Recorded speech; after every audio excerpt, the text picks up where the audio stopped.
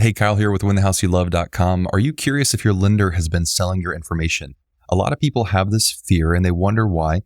When they go and put in a mortgage application, they're all of a sudden going to get harassed with tons of phone calls, all these spam calls and emails, and even possibly mail that may come in. And I saw this post on the real estate subreddit where they're saying, PSA for anyone inquiring about a mortgage. A couple of days ago, I submitted an application for a pre-approval.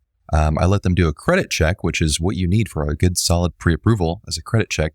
What happens? Equifax sold the information that I inquired about financing, and I received 73 calls yesterday from random lenders. I complained to my lender about it, and apparently the credit bureaus are just allowed to do this.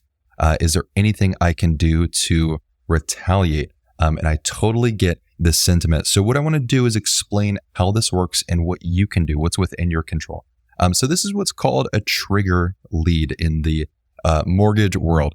So this is how it works. Okay, this is not your lender's fault. There's nothing your lender can do. If they could get this to stop, I promise you, they would get it to stop, or they would do everything they can to make it stop. So what ends up happening is you have the credit bureaus, Equifax, TransUnion, Experian. You go and you apply for a mortgage. Okay, and so basically, a lender is going to have to check your credit report for a solid pre-approval. And then that credit report is going to go out to those three companies and say, hey, we want data on that person's credit report, on your credit report. Then what ends up happening is Equifax, Experian, TransUnion, 1, 2, maybe all three, then go, oh, hey, you're looking at buying a house. What if we sold that information to other lenders who wanted to purchase it? So out there are other lenders who, I think probably are not, I would argue, are maybe not the most ethical. They go and they say, hey, we want to purchase the information of anybody who got their credit pulled. Then what they do is those credit bureaus will then go and say, here's John Smith's phone and email and information about them. And here it is for X amount of dollars. That lender may purchase it and then call you. This is unfortunately a very common practice in the mortgage world called, it's a trigger lead. They purchase trigger leads, and it's very unfortunate. So it's supposed to help you shop. In theory, what these credit bureaus are saying is, oh, hey, like you applied for one mortgage, instead of having to apply for more, we'll have other people call you unsolicited. And in reality, it usually doesn't help anybody get a better offer. What ends up happening is these companies, these credit bureaus actually make more money. They take your information and then they go and sell it to other lenders. I personally don't think it's good to work with a lender who does purchase these trigger leads, so I don't know that they would be the good ones to work with. Your loan officer cannot change this, and I promise you they would want it to change. I've had people who have asked me before where they're like, hey, we applied, and then all of a sudden we got tons of calls. Why did you guys sell our information? And that's, I promise you, we didn't.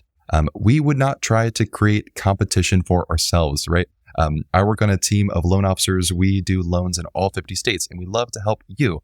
And I promise you, we're not going to try to introduce you to, we're not going to give your number to 70 other lenders because that would put us out of business. Why would we prefer that?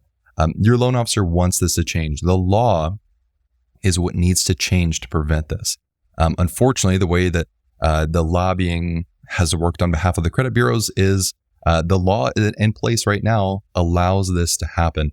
And there really needs to be a law to change these mortgage trigger leads, because what ends up happening is you just get a bunch of people who get harassed and spammed with relentless calls. So here's what you can do.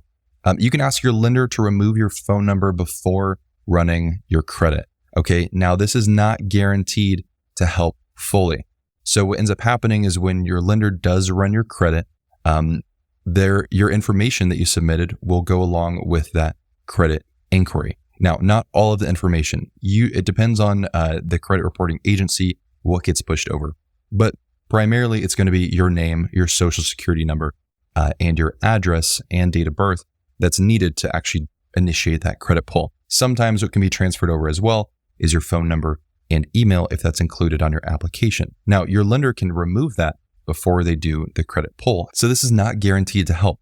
Let's say before running a credit report, we go ahead and remove your personal information, at least your phone number and email, your contact information from the credit report or the credit report request.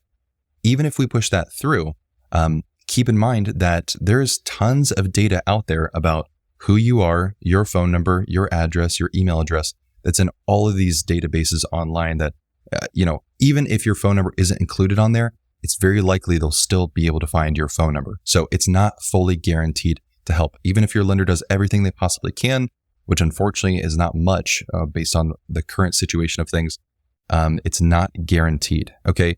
So what you can do, again, to help a little bit is getting on the do not call list. That's something that could help.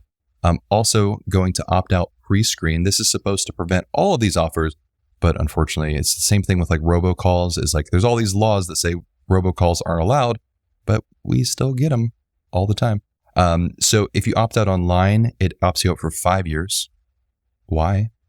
I don't know. You have to do it every 5 years. It's dumb. Or if you opt out by mail, it's permanent. Stupid. Very dumb. Also, what I would suggest is setting up home-related phone and email accounts. This is free and easy to do.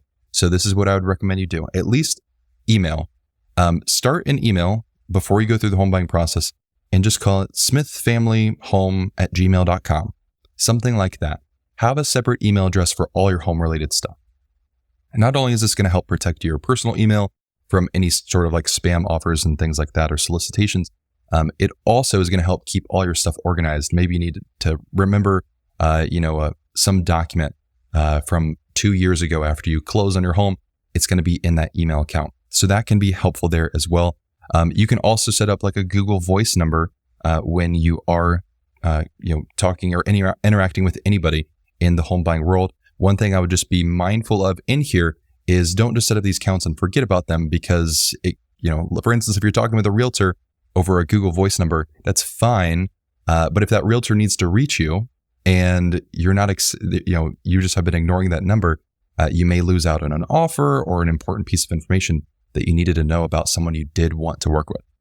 So what's very possible, something you could do is when you're looking at putting in general information, you can use these as options. And then when you decide on somebody you want to work with, of course, you can then give them maybe like a cell number or a personal email so they have better contact with you. And then finally is to ignore the offers as much as you can. Sometimes I know so many people who like answer spam calls and they want to fight with people. Just don't answer the phone. It will save you a lot of stress. You don't need to fight with people. You don't need to fight with like spam calls. Just if they say, hey, this is from whatever, I just press delete or press hang up. It's not that hard. So unfortunately, there is no easy fix to this. In the mortgage world, trigger leads exist. The law needs to change for those to go away. In the meantime, you can do these things to try to help.